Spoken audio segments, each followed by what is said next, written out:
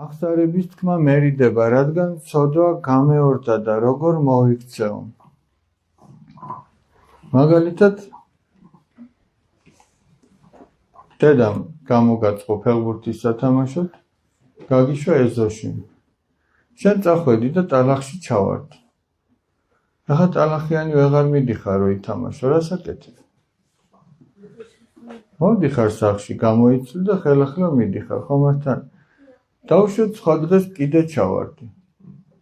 ახლა მოგერიდებოდა სახლში აღარ მოხვალ? ხო კიდე მოხვალ. ხო კიდე გამოიცლი, კიდე გააკეთებ. აქაც ესეა. ადამიანი ამა თუ იმ ცოდვაში შეიძლება რამდენჯერმე ჩავარდეს.